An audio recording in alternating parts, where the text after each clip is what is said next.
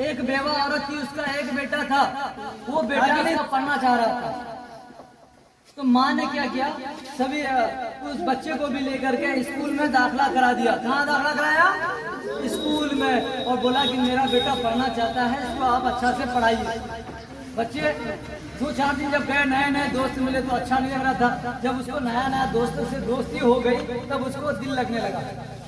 हाँ, अब रोजाना सभी बच्चों की तरह वो भी पढ़ने जाया करते थे। जाते जाते जाते एक दिन क्या हो गया, वो बच्चे के मन में कुछ अजीब ख्याल आया।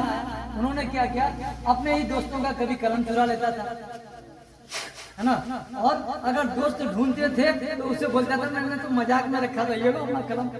और अगर दोस्त ने नहीं ढूंढा तो वो कलम लेकर के घर चले जाते थे, कॉपी लेके घर चले जाते थे, पैसे किसी का बैग से या बस्ता से निकालते थे, लेके घर चले जाते थे, और जाकर के अपनी मम्मी को दिखाया करता था। किसको?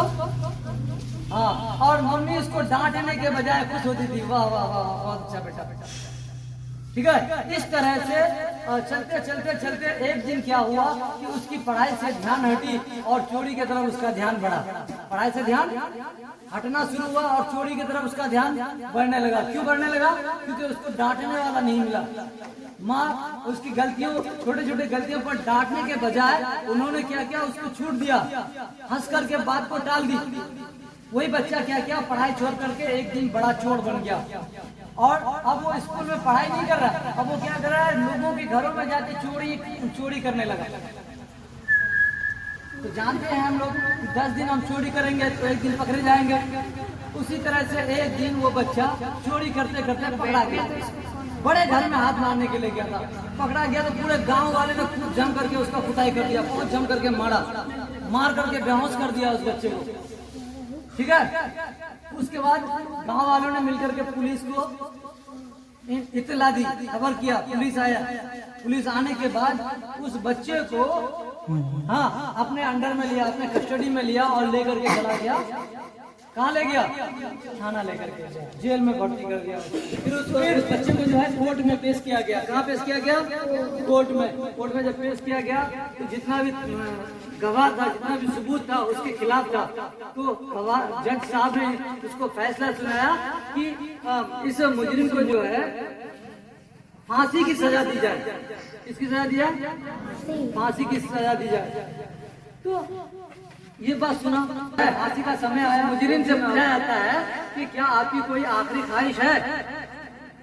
तो उस बच्चा ने कहा कि हाँ मेरी आखिरी ख्वाहिश है कि मैं अपनी माँ से मिलना चाहता हूँ। किससे मिलना चाहता हूँ? अपनी माँ से मिलना चाहता हूँ, है ना। उसकी माँ को बुलाया गया, उसकी माँ आई। आने के बाद है ना अपने बेटे को देखा, बेटे ने माँ को देखा, देख करके रोने लगा और माँ को बोला कि माँ आप मेरे करीब आओ। करीब आया, फिर करीब वो जब आई तो बेटे ने बोला कि मेरे और करीब आओ और अपना कान मुझे दो, मैं आपको कानों में कुछ कहना चाहता हूँ। उसकी माँ करीब आई और कान अपना बढ़ाया अपने बेटे के तरफ, तो उसके बेटे ने कुछ भी नहीं कहा, हाँ, और डायरेक्ट अपने मुंह से अपना दांत जो था दांत से अपनी माँ की कान को कस के पकड़ा और काट दिया। जिस तरह से हम कोई मांस छीनते हैं ना और काटते हैं ना मांस दांत से, उसी तरह से तो कान को काट लिया अपनी माँ को। हाँ, और इतना खून बहने लगा उसकी माँ के कानों से। और उसके बाद वो बच्चा रोते हुए क्या कहा पता है कि माँ आज जो मैं जिस जगह पे खड़ा हूँ ना, आज मैं जिस जगह पे खड़ा हूँ ये आप ही का देन है, ये आप ही की गलती है। अगर आप बचपन में मुझे डांटा करते, बचपन में मुझे अगर मारा करते तो आज मैं इस जगह पे नहीं होता। मैं छोटी छोटी गलतियां करता था, किसी का कॉपी, किसी का कलम, किसी का पैसा चुरा लेना करता था, लेकिन आप हमको डांटने के बजाय हमारी गलतियों को नजरअंदाज करते थे। आज उसी का परिणाम यह है कि आज मुझे फांसी होने जा रहा है ना। अपनी माँ को जिम्मेवार ठहराया। तो प्यारे बच्चों, है ना, इसलिए माँ बाप का वो कर्तव्य है कि अपने बच्चों को हर एक छोटी बड़ी गलतियों पर डांटा कीजिए। मारना जरूरी नहीं है, मारने से बच्चे सुधरते नहीं है, मारने से बच्चे बिगड़ जाते हैं। उसको अब जिस भाषा में समझा पाओ, प्यार की भाषा, है ना, अब जिस अंदाज में वो सही भाषा अपनाइए जिससे, है ना, आपका बच्चा सुधर जाए, आपका बच्चा बिगड़े नहीं।